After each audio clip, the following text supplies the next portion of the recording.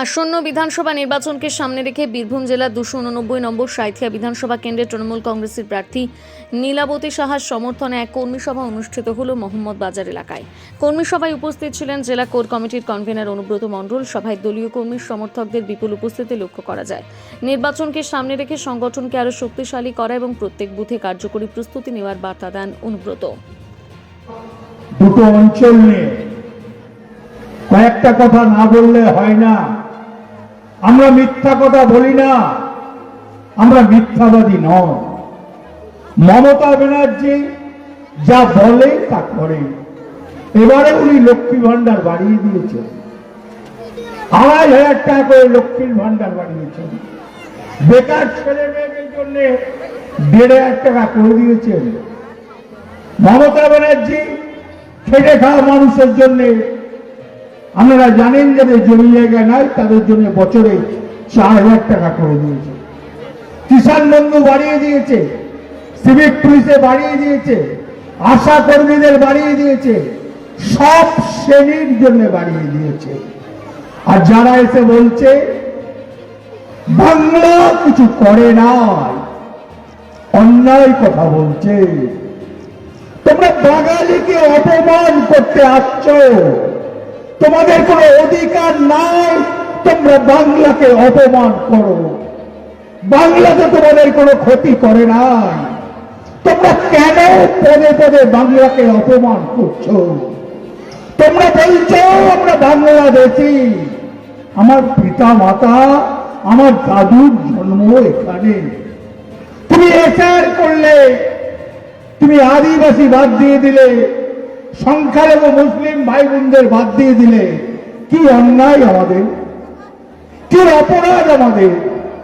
আমরা বাঙালি বলে কই আমরা তো বিহারের লোককে বলি না এখানে থাকা হবে না, আমরা তো ইউপির লোককে বলি না এখানে থাকা হবে না, আমরা তো মহারাষ্ট্রের লোককে বলি না এখানে থাকা হবে না, আমরা তো গুজরাটের লোককে বলি না এখানে থাকা হবে না, আমরা তো মধ্যপ্রদেশের লোককে বলি না এখানে থাকা হবে না, আমরা তো বলি না রাজস্থানের লোক এখানে থাকা হবে না, আমরা তো হরিয়ানার লোককে বলি না এখানে থাকা হবে না, আমরা তো ছত্তিশগড়ের লোককে বলি না যে এখানে থাকা হবে না, উত্তরাখণ্ডের লোককে তো বলি না এখানে থাকা হবে না, আসামের লোক তাদের তো বলি না, ত্রিপুরার লোক তাদের তো বলি না।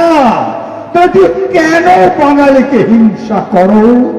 বাঙালি মুসলিম ভাই, বাঙালি হিন্দু, বাঙালি আদিবাসী, তোমার এত ঘৃণা কাছে লজ্জা লাগে না?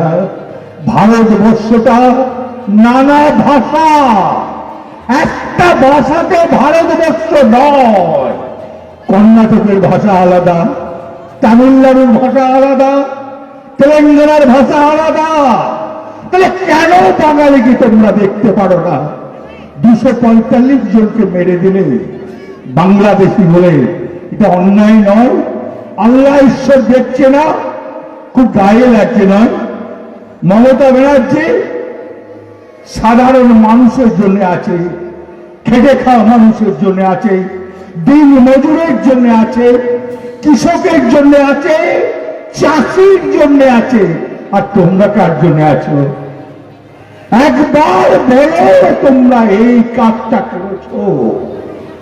তোমরা 14 সালে এসেছিলে, তোমরা কি বলেছিলে?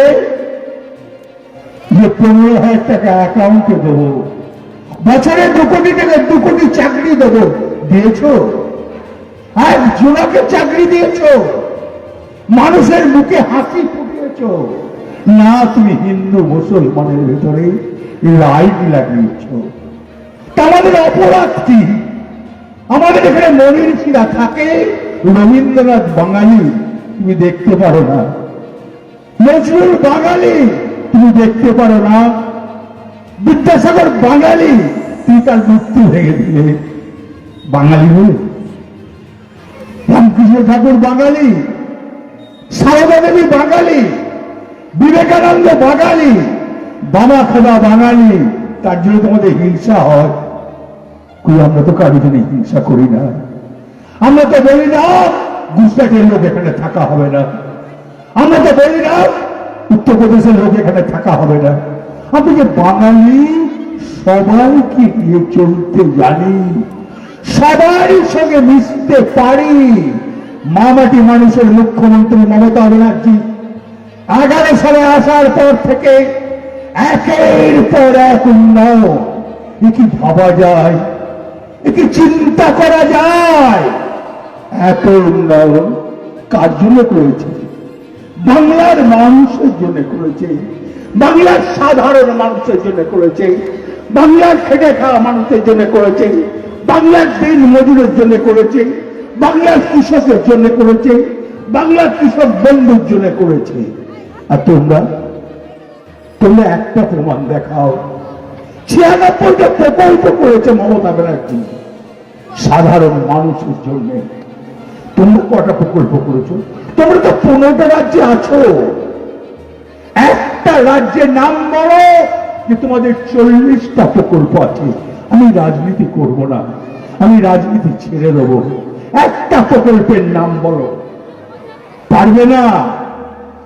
আমাদের কন্যাশ্রী আছে, আমাদের যুবশ্রী আছে, আমাদের সবুজ সাথী আছে, আমাদের স্বাস্থ্য সাথী আছে, আমাদের খাদ্য সাথী আছে, আমাদের কৃষক বন্ধু আছে।